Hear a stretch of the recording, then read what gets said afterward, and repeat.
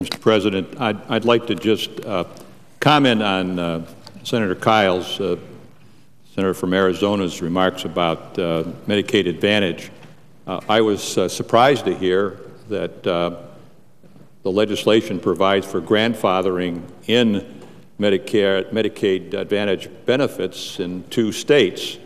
Obviously, the individuals that want to grandfather them are doing it for a reason, and that is they're afraid that if they didn't grandfather them, that the people in their respective states would lose them. And if we're going to apply that same type of grandfather to other states, then it should be uniform, I think, throughout our country. Mr. President, I just want to speak about the Nelson Hatch Amendment. I want to spend a minute discussing the very emotional and divisive issue of abortion.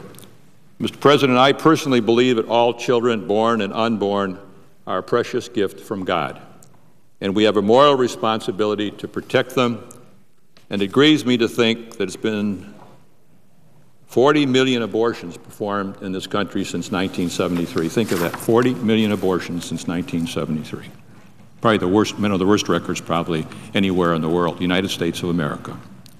I am pleased to support the Nelson Amendment that would apply the long-standing Hyde Amendment, which currently prohibits federal funding to pay for abortion services except in cases of rape, incest, or to save the life of the mother to the health care reform bill. The issue of abortion is one that results in very strong emotions on both sides. Because of the concern that millions of Americans have with using federal taxpayer dollars for abortion, Congress enacted the Hyde Amendment.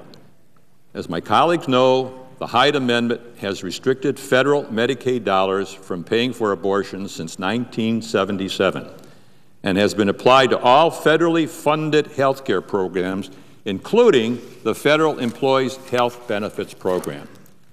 Think about this. This language has been in place since the Ford administration and has survived through the administrations of Presidents Carter, Reagan, George H.W. Bush, President Clinton, and George W. Bush.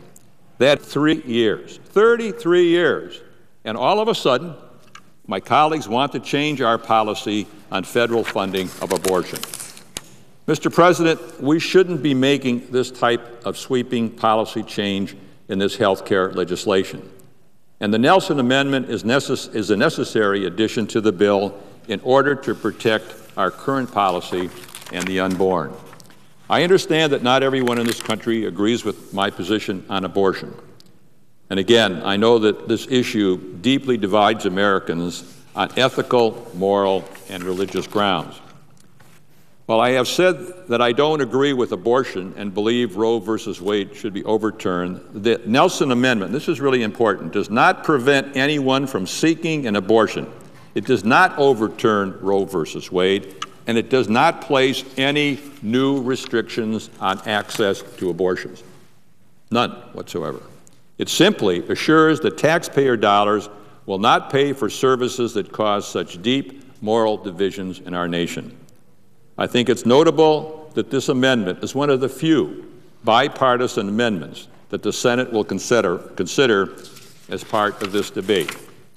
I'm pleased that a similar amendment in the House of Representatives passed with a convincing margin. And I urge my colleagues to support the Nelson Hatch Amendment before the Senate. Let's take this issue out of the debate on this proposed health reform legislation that's before us.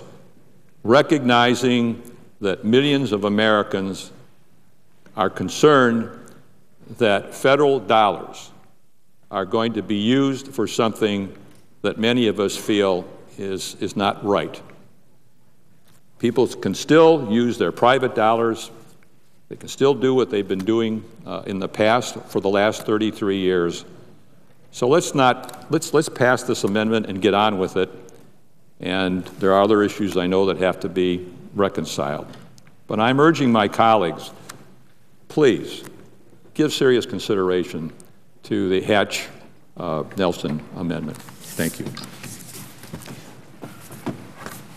Mr. President. Senator from Wyoming. I'd yield up to 10 minutes to the Senator from Idaho, Senator Crapo. Thank you very much, Mr. President.